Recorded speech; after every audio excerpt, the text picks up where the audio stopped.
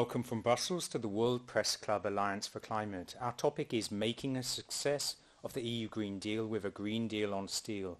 In this session we'll be looking more closely at what needs to be done for the climate in a very concrete and essential area, the steel sector. First off, to help us understand the challenge ahead, is Axel Eggert, Director General of EUROFER, that's the European Steel Federation. Axel will give an introduction. Thank you, Axel. Can you give us your introduction? Thank you, David. I'm really delighted, I must say, to be able to welcome you to the European Steel Industries panel at this World Press Club Alliance for Climate. And I would like also to thank the Press Club here in Brussels for hosting us here. The 24-hour series of panels and press conferences is indeed an important opportunity for stakeholders as ours and around the world to highlight what they are doing to combat climate change and to decarbonize their activities. But it is also a chance for the industry to lay out the challenges we are facing in our decarbonization efforts. Let me begin with absolute clarity. The European steel industry is ready. We are ready to go green. We are working on the technologies that will, if everything falls into place, help European steelmakers to reduce CO2 emissions by 30% by 2030 compared to 2018 levels, which is approximately 55% compared to 1990. And we will go to carbon neutrality by 2050. There is no doubt, if there is a future for European steel, it will be green. But the question of how to get there is a very complex one and encompasses a range of challenges. Green steel will have a significant impact on the European Union's economy. And we, as the European steel industry, have developed both a technology roadmap and a proposal for a policy framework explaining what we need in order to be successful. We are convinced our research and development efforts will pay off with promising technical developments and pathways such as smart carbon usage and direct carbon avoidance. These pathways either make use of the carbon emitted in the steel production to make other useful products, such as a feedstock for the chemical industry, or use hydrogen or renewable electricity to make green steel. The technical challenges are immense. Our estimates suggest the EU steel producers will need up to additional 400 terawatt hours of electricity. That is roundabout the total electricity consumption of France today. And that is just the future electricity need. It says nothing of the immense practical ramifications of completely rebuilding the manufacturing apparatus of European steel production. Truly, we are looking to undertake an industrial revolution, and we are not ashamed to say that indeed we will need support to fully succeed. We need a plan. We need a regulatory framework that supports decarbonizing industries. We need to develop the specific technologies and manage their development. We need investment in new lines and processes. We must be able to market and sell our new green steels and their new uses. We must manage this while facing fierce global competition and whilst writing down the cost of abandoning existing steelmaking structures. The European Union recently launched its European Green Deal, and that month the European Commission raised its ambition to achieve emission cuts of 55% by 2030. The European Green Deal is a set of policies and financial resources to help Europe as a whole to make the transition to carbon neutrality by 2050. Steel made in the EU is identified in the Green Deal communication as being indispensable to Europe's economy. So, what better way to make a success of the EU Green Deal than with a Green Deal on steel to get the process running? The Green Deal on steel is the European steel industry's plan to launch the green transition. This sets out the policies on research, climate, environment, energy, finance, sustainability, the circular economy, and on trade that will be essential to be successful. In it, we set out the policies we believe will support steel's transition. We call for support for deployment of breakthrough technologies. We call for affordable and abundant low-carbon energy. We call for access to sustainable finance. We call to enable the circular economy by rethinking how we use and recycle products. We call for the free and fair trade internationally. We call for reinforced measures against carbon leakage. Finally, we call for the creation of a market created for green steel, which will be more costly to produce compared to conventional steel making, of course. The unique properties of steel are evident. A high strength to weight ratio, design flexibility, safety, and infinitive recyclability, permanent, a circular material. However, it's not all sunshine and roses. In the years following the financial and economic crisis, we had to reduce steelmaking capacity in the European Union by more than 22 million tons. Crude steel production is down by 14%. Steel imports into the EU have risen by 80%. And scrap exports have increased by 95%. 80,000 steel workers have lost their jobs. That is 25% of our entire workforce. The COVID crisis has compounded an already difficult situation with production down by up to 50% at the peak of the crisis, with 45% of the workforce on short-term working or on temporary unemployment. This very difficult situation is happening even as the EU's trade partners have continued to build up capacity, much of the world aimed at Europe's free market. Often this capacity is very much more carbon intensive than European steel. So why does this matter? Why does this matter to the climate? Because we want to make a real change to go to carbon neutrality, and we need therefore fair trade conditions. But Europe, as it is clear from our experience, does not live in a vacuum. If we want to successfully make this expensive and immensely technical change, we will need first to address a series of EU policies, such as trade, circular economy, climate, etc. Our industry could be the first to enter into deep CO2 cuts, following our Green Deal on Steel plan. As I said earlier, we are ready to reduce emissions by 55% compared to 1990 levels and move towards carbon neutrality by 2050, if the right conditions are established. As a large industrial sector, we could help the EU achieve its objectives, seeing progress under the current Commission and establishing a market for green steel in the period 2021 to 30. The green transition in steel, which could lead to emission cuts of up to 95%, and the Green Deal succeed to a comprehensive policy and to support progress in the decarbonization. Steel has the greatest leverage effect on the path to a climate neutral Europe, and this is an important test for whether Europe will find its place in the new world order. I thank you for your attention, and I hope we have a fruitful discussion today. The European economy, citizens, and the climate depend on us on achieving our goal to bring down emissions. Thank you very much.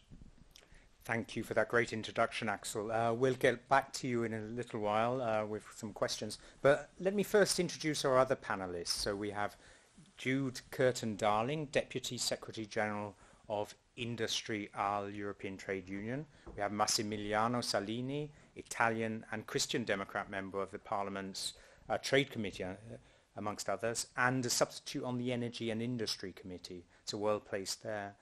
Thomas Wins, doctoral researcher at the Institute of European Studies at the VUB in Brussels.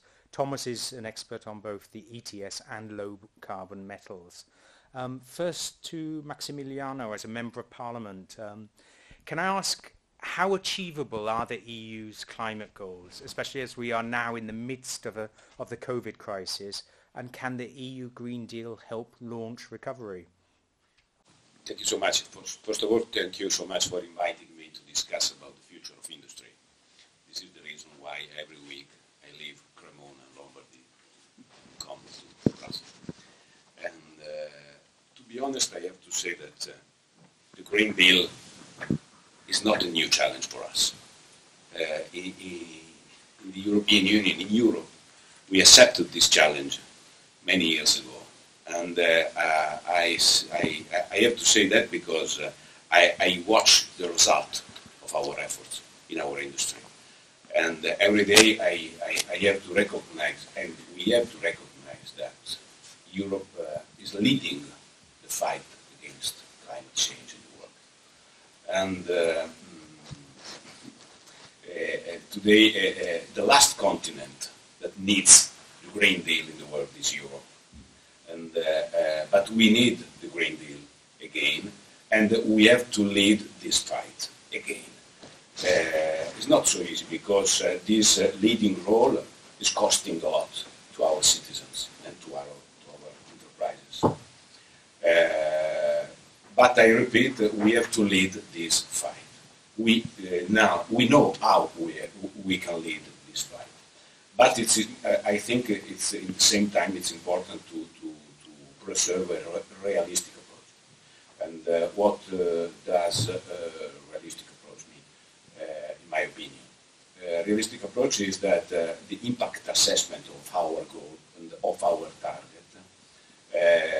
is necessary to manage this impact assessment before defining the target. Often we have an ideological approach. In the last mandate, with my previous colleague, the discussion was about 40% of the target CO2 emission. At the beginning of this mandate, in particular after the election of von der Leyen as President of the European Commission, we accepted to raise the target from 40% to 50 or 55%. But last week we voted 60% without any impact assessment. Ideological approach means the impact assessment before the target. Realistic approach is reality first, and then legislating. This is my concern. And I think that if we trust that our enterprises are engine and not enemies of our development, we have to accept this realistic approach, leading again the Green Deal fight.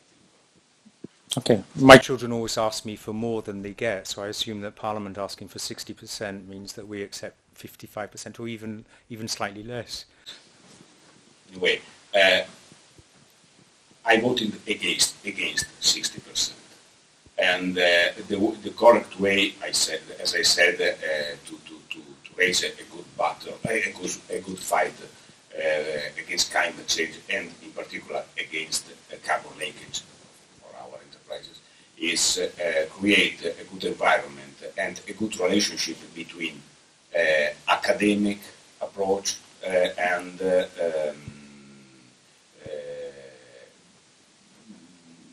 a lot of associations like EUROFER, for example, that with a good and pragmatic approach, and a good approach also between the policymakers as a politician, like a politician.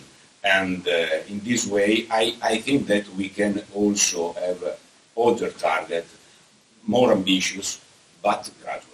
And this is my approach. And another question, you're on the Trade Committee, so obviously, and you mentioned that yourself, carbon leakage, and we're moving to trade. What kind of trade policy tools do you want to see or sharpened as we move towards decarbonisation? We have a lot of instruments for this goal. First of all, I have to specify that nowadays the principle, the pillar of our discussion about that is the discussion about carbon border adjustment mechanism. And for me, it's very interesting, this discussion, waiting the real shape of this measure, because nowadays it's difficult to understand. Anyway, we are trying to fix some pillar in this discussion. First of all, this is an instrument against carbon leakage, and then we have to avoid to transform this measure in a new burden for our enterprises, because we have to avoid the carbon leakage, not to push our enterprises out of the vehicle. And for this reason, in my opinion, it's important that this measure will be complementary and not alternative to other instruments already existing against carbon leakage, like ETS. ETS is a well-oriented instrument against the carbon leakage and also in particular against climate change.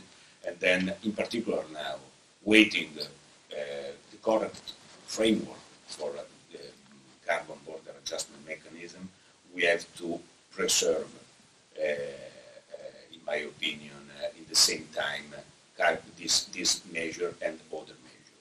And gradually we can change and decide the best solution.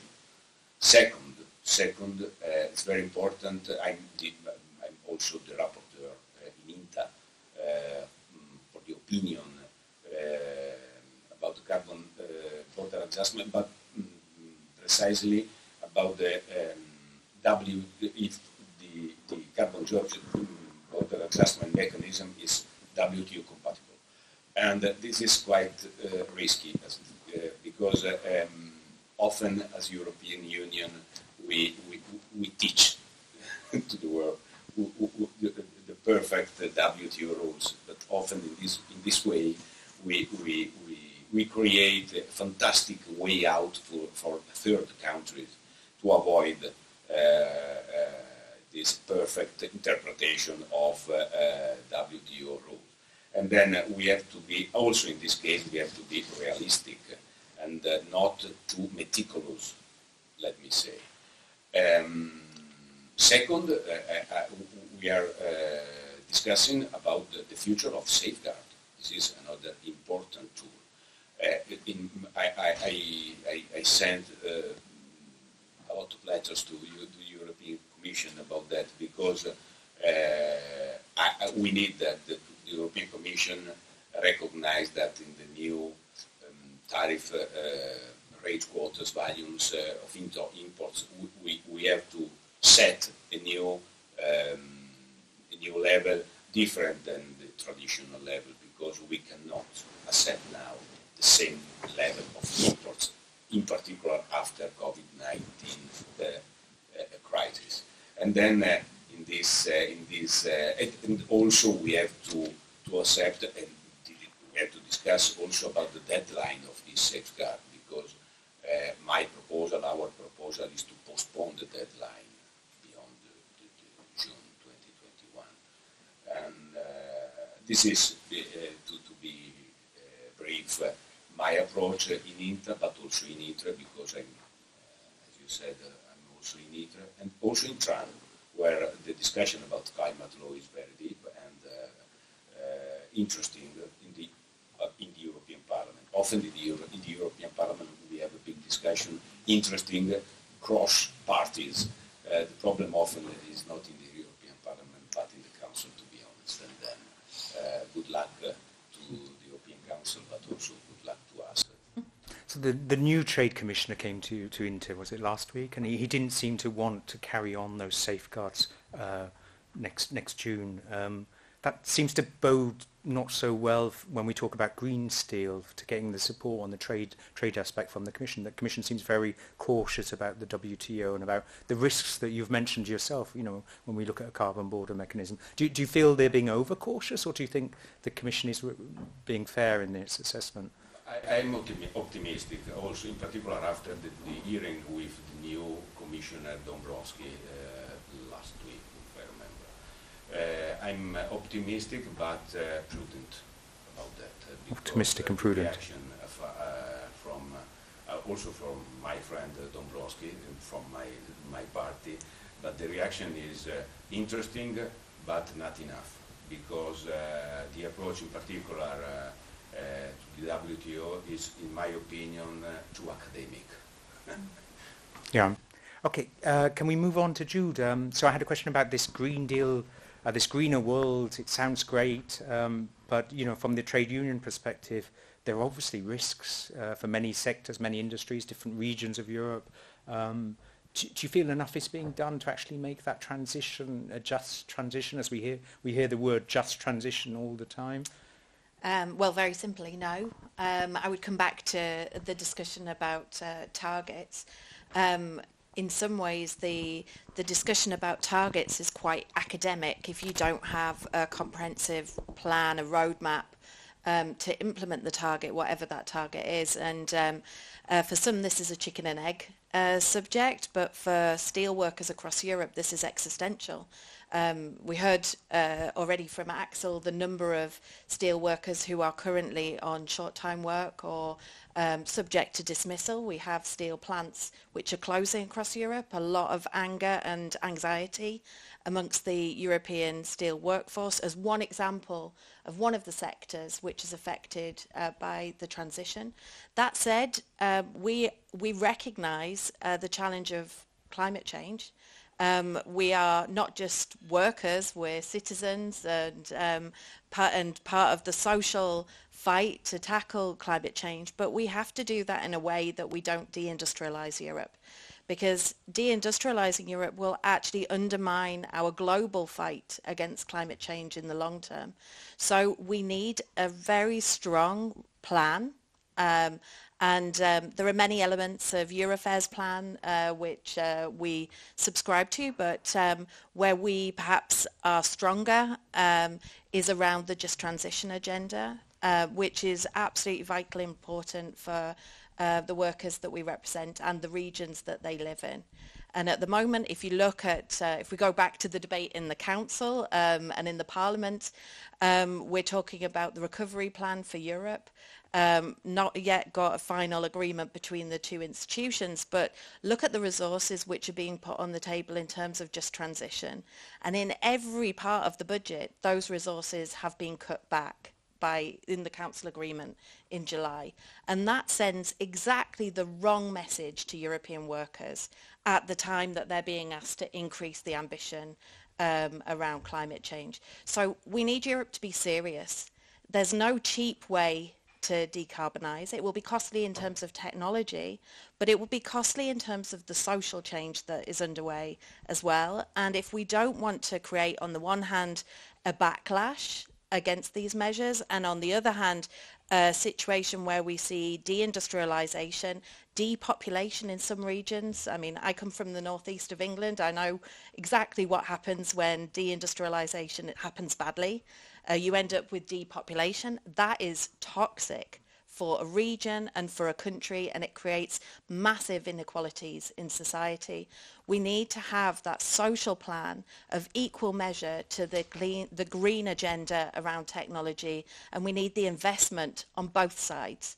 And yes, that is a big ask, and it's an ask that we're making not just of government but also of industry to put the money where the rhetoric is on both sides. But we know where we have to get to by 2050. We want to be part of getting to carbon neutrality by 2050, but we want to do that with an industrial workforce and an industrial fabric in Europe as well.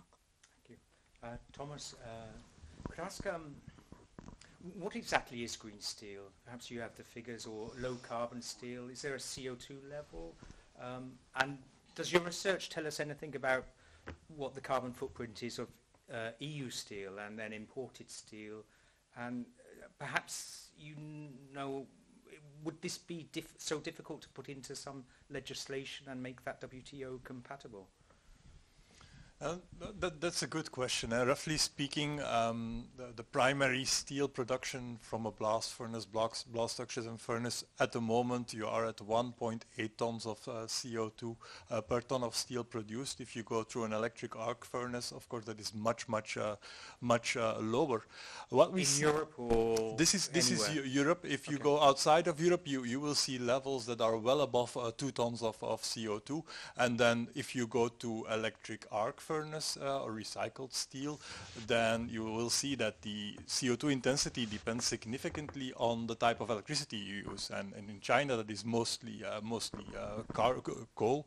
In Europe, we have already decarbonized our power grid significantly, and that is going to continue. So if we move to green steel, we see a few routes, and some of them are directly or indirectly linked to electricity, such as using hydrogen to reduce iron ore, and that hydrogen can be produced or should be produced via green electricity. So if we decarbonize our electricity, which will be a condition, then we can produce steel that will emit close to zero emissions. But there are other options too, and the good thing is that compared to 10, 15 years ago, we now see multiple routes towards low CO2 steel, and they will be competing with one another, which is good because that means that there is a pressure behind these technologies to perform. So the other route would be to use or to capture the CO2 emissions, and there's some very promising projects ongoing in Europe where you can use the blast furnace gas, carbon monoxide, carbon dioxide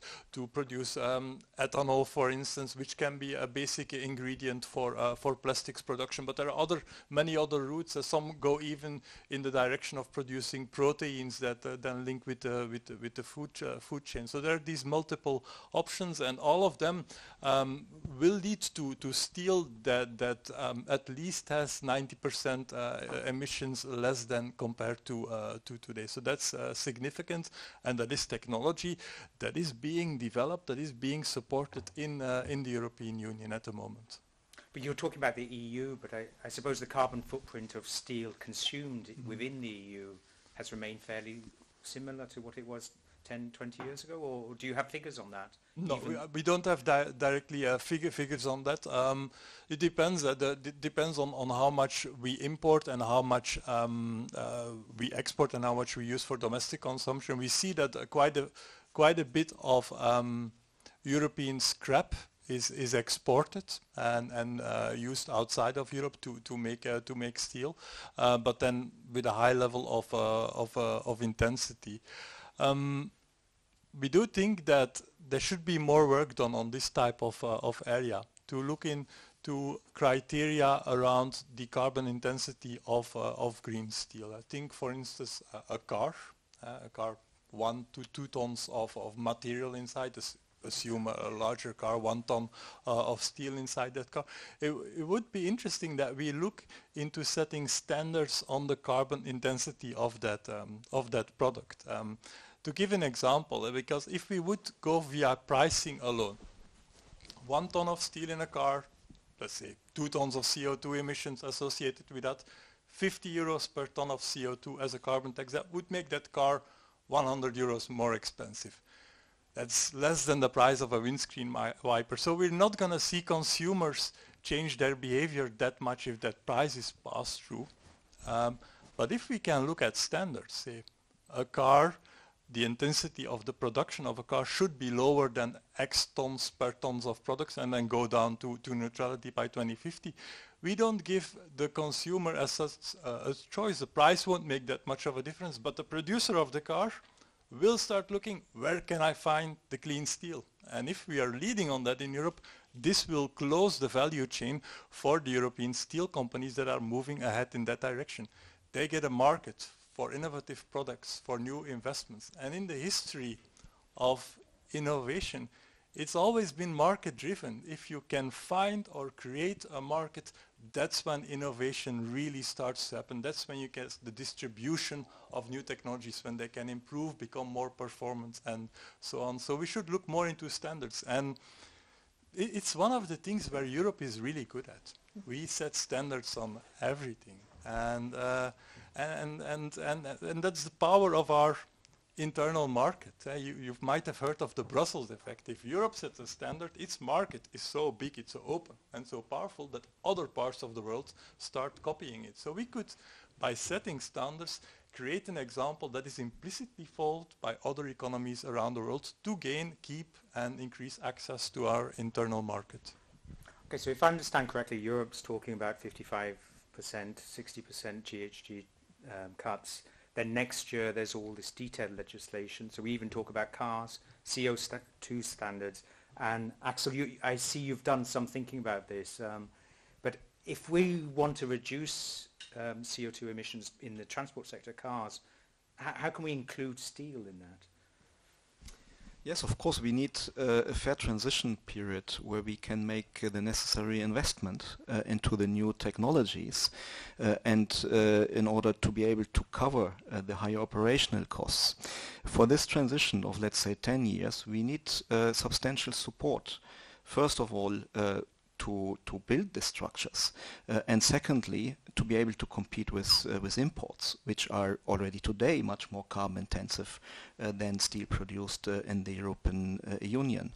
So once we have then created a market for green steel, and for that we also need legislation that's part of this set of measures, that you introduce incentives such as Thomas Vince just mentioned, but we would start not immediately with standards, because if you put standards we cannot achieve today, which we could achieve in 10 years, then you will kill us off within that 10 years period. So we need this transition, but we can give, for example, eco-credits to the automotive industry. If they use green materials, they get a bonus for their own emission objectives. So you start with that. Once you have created a market for green steel in Europe, then you can go over to other measures, such as a much higher carbon price. You can go over time to standards based on a carbon footprint through the value chain. But for that also we need to develop first the methodologies, how to calculate that, because it's a bit more complex than one thinks. And for that reason, we very much welcome that the European Commission is or will propose a carbon border adjustment to exactly cover this period. But this border adjustment, and I agree fully with Mr. Salini, needs to be additional to the existing carbon leakage measures. That's very important because we have already today, with free allocation, immensely higher carbon costs than the imported steel, which may have no national legislation at all. We need also to have an effective price at the border, because I will give you an example. Today, for steel, on average, we have carbon costs of around about 10 to 12 euros per ton of steel produced. But we have that for every single ton produced in Europe. Let's say you would take this 12 euros of carbon costs as a border measure. All the exporters to the EU, they only export a part of their production to Europe. And that's usually 5%, up to 10 maximum. So that means they can much more easily absorb or spread the cost they have for the exports to Europe. They can spread it over their full production. Or they can decide, okay, we only pick out our most efficient installations. From there we export to the European Union. That is called source shifting. And then their dirty steel, if you want so, they will export to other markets. So we have to be very careful how we define that.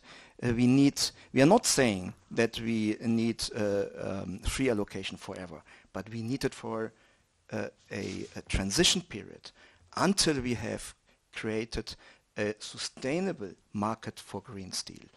I would like to add something to Jude here from the unions. I think we have a very good example now how a plan for decarbonizing the steel industry in Europe can be developed.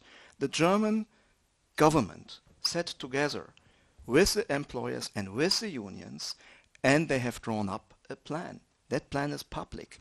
Germany calls on Europe to go the same way. Why is Europe waiting?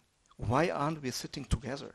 The employers, the unions, the EU institutions and the governments to hammer out this plan, because we need to start decarbonizing now. We cannot wait another 5 or 6 years. We have to do this process now. Tomorrow is too late. Okay, you mentioned some specific measures like eco-credits. We're looking at the car industry and making that difference so that car manufacturers choose green steel, green European steel over high carbon imports. I was wondering, moving to the Parliament, how much support is there for that, practical support in the do you see in the Commission, in the Member States? Because some Member States import and quite favourable to cheap imports, others, perhaps Germany, perhaps other countries have more of a manufacturing industry and want to protect that manufacturing industry. How much support do you see for measures like eco-credits for green steel? The best way to support this kind of challenge is to consider that the industrial environment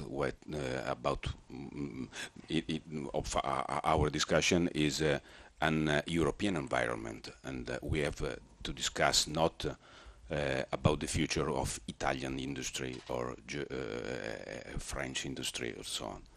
We have to understand that our challenge is an European challenge, and this is the only way to accept a measure not always perfect for me, but perfect for you. Pushing for your industry in Germany means pushing for my industry. This is the only way, and this is the only approach. Often, this is exactly this approach is the approach that we have in the European Parliament, but that we miss in the European Council. Could I just jump in on that? I mean, we are obviously also delighted to have seen the German Steel Action Plan. In fact, on the 1st of October, steel workers across Europe went out where they could on the streets, where they couldn't because of COVID in other ways, calling for a European Steel Action Plan. And the part of the difficulties that we face, I come back to what was agreed in July at the European Council, is we have a recovery plan which is now very based on national action plans and national recovery plans. And the danger that we face is that whereas we should be pushing for that European industrial agenda and that European industrial policy and a European steel action plan, the policy framework and the money is flowing to national recovery plans. And so we need far more coordination at European level to ensure that we don't end up with negative competition between countries and in fact competition within the internal market rather than a joined up, coordinated, cooperative agenda around industrial policy, seeing that European ecosystem really as a common industrial ecosystem. I think that's one of the fundamental challenges that we face at the moment, particularly in an industry like steel, which is spread across the whole of the union, and that it feeds into the supply chains, you know, whether it's automotive or construction or other sectors right across the European Union. It's very difficult to say there is a national industry in this country which doesn't have an impact on the industry in its neighbouring country. So we need politics to now catch up with that integrated value chain, and we need the industrial policy and the investment to come at the European level and not to be siphoned off into national pots, which ultimately may not deliver the critical mass that we need to ensure this greening of this very strategic industry. Okay, and Thomas and Axel, perhaps on a micro level, do you see projects, specific projects that are really worth mentioning in terms of moving towards green steel technology? Yes, thank you. I believe that the steel industry is probably the most advanced industry among energy-intensive industries to decarbonize. We have dozens of projects and we are just about to scale them up to industrial scale. That means those projects will already have a significant impact on carbon emissions in Europe. The projects which we are working on could by 2030 reduce emissions by 30 million tons of CO2. Only the projects. What is missing is a legislative framework that would really allow the steel makers and investors to make the investment decisions on implementing this and rolling out these new technologies. Maybe I can give you some examples for the integrated route. So primary steel making, we have projects based on hydrogen in Sweden, in Germany, in Austria. We have projects on using the carbon to make something useful out of it, for example, chemical feedstock in the Netherlands, also in Germany, but also in Belgium. So we have so many projects, but again, the framework is missing. Thomas? Yeah, exactly. Yeah, the green steel and clean steel technologies we talk about, it's not science fiction. There's actually ongoing work on the ground in many places in Europe, actual demonstration or pilot plants being constructed, being tested. So this is very, very real, and it's not been easy. We've been tracking these projects for a while, and sometimes it takes more than a decade to go from a concept to a pilot and then to a demonstration, and probably longer. And maybe to add to some of the points we were talking before, why is steel necessary? It is part indeed of this industrial ecosystem to other parts of the economy, but we have a 55% goal towards 2030. We have a climate neutrality goal in 2050 for the whole economy. That means that the rest of the economy also will have to achieve climate neutrality. And this will be impossible without industry. This will be impossible without steel. I think of the offshore wind parks we're going to build. One turbine can be 500, 700,000 tons of steel. So we're going to need that steel. We're going to need non-ferrous metals, copper. We're going to need a lot of plastics and chemicals to do that. So if we don't protect our industry to do that in a clean manner, we will not be able to build that infrastructure. And it's not only the wind turbines, it's the cars, it's the insulation, it's the pylons, it's everything we will need to go to climate neutrality. This is going to be the biggest industrial revolution since the Industrial Revolution, and we're going to need the whole value chain. And the value chain itself will have to clean up to enable the rest of the economy to go climate neutral. And Maximiliano, you hinted at this, and maybe I'm listening to the wrong committees in the Parliament, but is there that knowledge of the steel industry and its challenges in moving towards the Green Deal, the green steel? Is that knowledge there and an understanding as well within the Parliament and within other policymakers? Not always, but we are trying to explain that we know a perfect benchmark to understand how we can win this challenge. In the European Parliament, we have a lot of example, and we speak often about this example.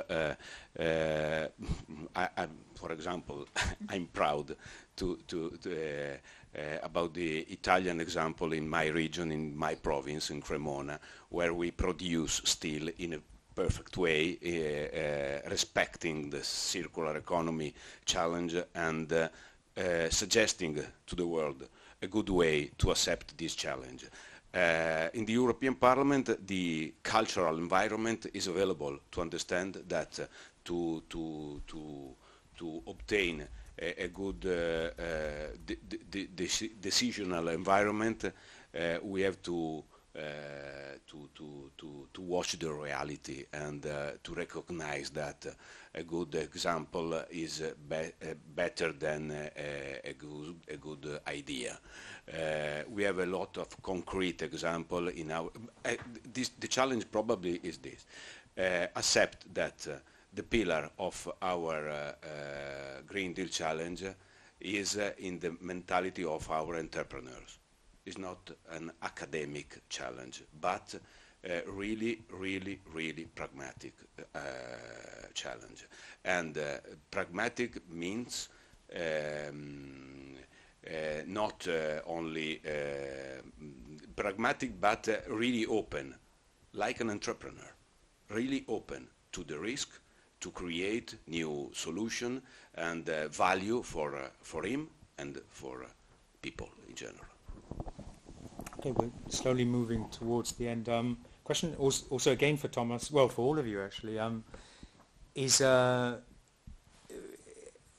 watching the steel industry, you get the impression that you'll go out of business very soon unless there's action from the EU. I don't know if that's to drive your policy demands or if that's true, but will you be around in the next 5 years to witness this change, or will we be buying steel from China or Turkey?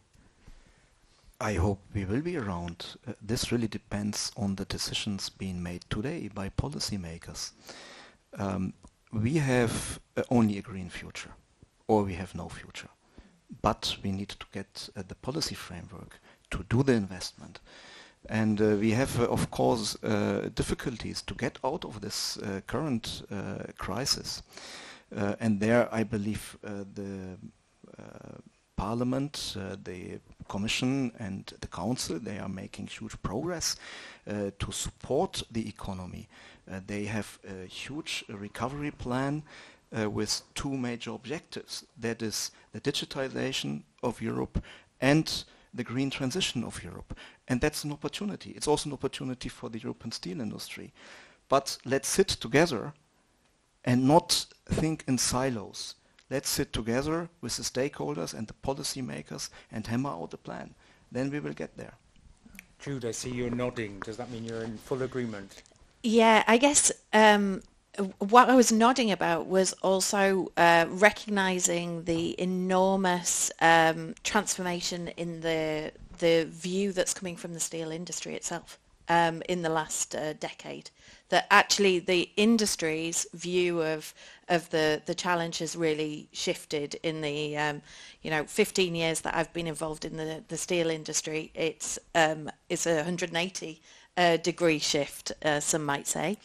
But at the moment, the challenge that we face is this perfect storm of the economic crisis as a result of COVID, together with the existing structural change, which is the ambition in terms of transition.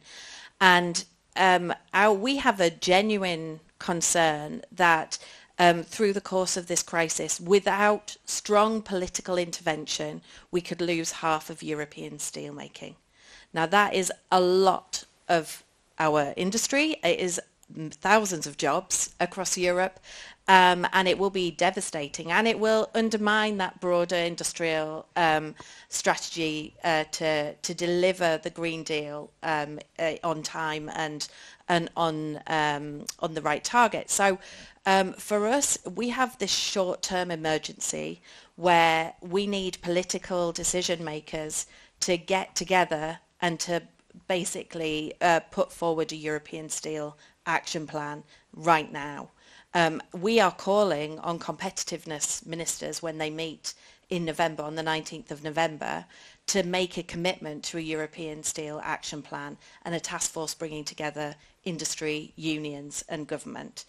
We need to do that now in order that by the time we get to 2030 and all of these fantastic projects which are being scaled up, whether it's hydrogen or whether it's other technologies, to make sure that we actually have the steel industry in Europe which can benefit from those projects. So that to us is the real challenge, how to deal with the short-term perfect storm that we're facing as a sector in order to meet those medium long-term objectives, not just for the sector but for the economy as a whole. And Thomas, I see you're nodding too, so you share those concerns. Yeah, I'm in complete agreement. We also have the unfortunate example of the 2008-2010 economic crisis, and then these are often not gradual declines, these are steps downward. Installations closing that never reopen and where capacity is taken over outside of Europe. So we have this risk at the moment, and as Judith said, if we lose resilience in our industry, the chances of achieving climate neutrality become smaller because we lose part of an essential value chain, know-how, IP in the worst case scenario. So we must be very careful and use this perfect storm as a perfect opportunity to change course, and that will require, as Axel said, a different type of policies and measures and instruments, and the way policymakers have looked at basic manufacturing in the past. Okay, and the Parliament, you see that same urgency for the steel industry? Yes. We accept that the emergency after COVID-19 is really, really deep, but we know the solution. It's not so easy, but we know the solution. The solution is exactly this. Invest in the manufacturing, because in Italy we know very well that the research and the innovation is from manufacturing sector, and after is from academy. This is a good way. In this dramatic moment, we cannot change. Okay, thank you very much. I'd just like to thank all the listeners, people listening in, and all our participants for their great input. Thank you very much.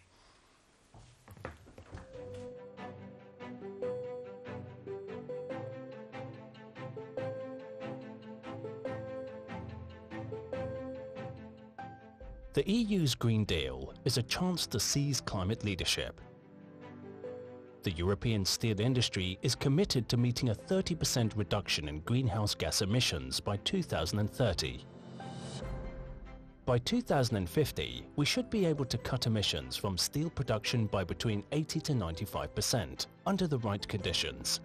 We need to make this change. But we must do it while keeping 330,000 direct jobs and 160 million tons of steel production in Europe. A Green Deal on steel will make sure that the right frameworks exist in R&D, environment, climate and energy, international trade, finance and circular economy policy.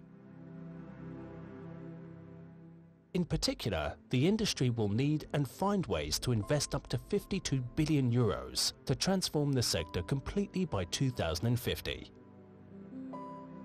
Together, we could revolutionize how steel is made, making steel in Europe and supporting a sustainable, clean and green European economy.